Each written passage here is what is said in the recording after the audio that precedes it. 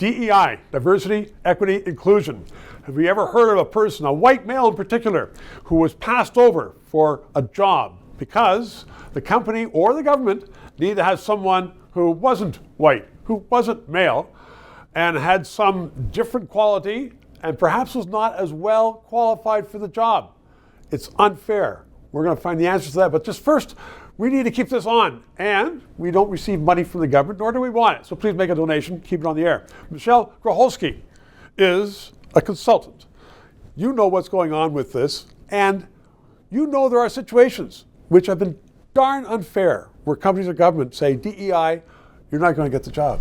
How do you deal with it? I've been in this field for about 18 years. So you've seen many of those cases? I've seen many of those cases. However, I've also seen the reverse. I've seen many instances where very qualified folks who, for example, are Black or Indigenous or who have disabilities have been passed over in recruitment, but also in promotion decisions. And so what we are focused on when we do equity, diversity, and inclusion work well is making sure that we are being fair every time we make a decision that impacts another person. So when we're recruiting, we're clear on what are the criteria on which we're assessing the candidate. Is it in fact based on merit? What do we mean by merit? Or might we be gravitating toward a candidate because they remind us or of people that we might have hired in the past? I hear you on that. I'm sure that people watching now say, yeah, that makes perfect sense. If everybody had you guiding them, that would be perfect. But they don't.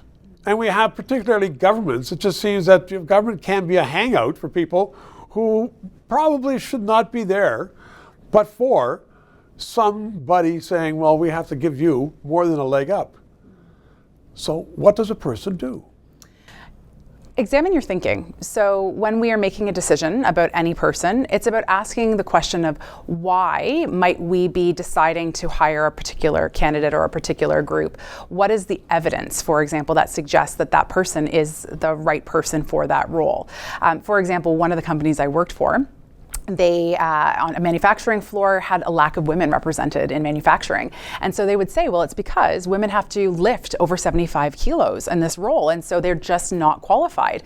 However, when we actually looked at the job, we realized that there were a number of tools, for example, a hand truck that a person could use to lift that weight. And so you don't actually need to lift 75 kilos. So it shouldn't actually weed a woman or anyone else out from applying for that role. So asking ourselves, why might we not be seeing the candidates applying for these jobs? Why might we not be seeing people represented in leadership? Where might there be barriers or biases that need to be overcome so that we can give people a fair shot?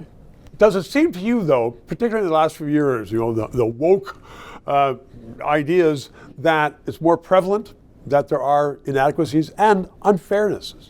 Yes. So organizations have a number of biases that have led to inequality.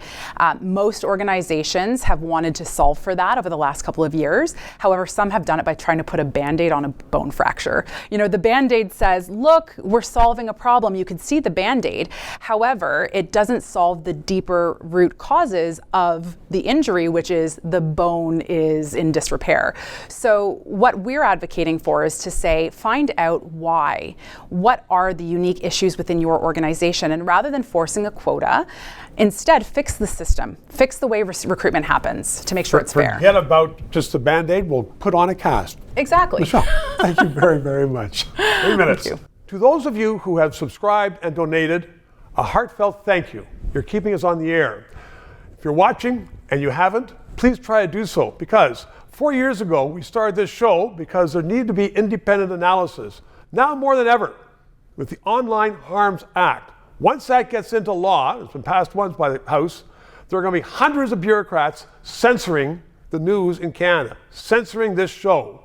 We need to keep it on the air. Thanks for your support.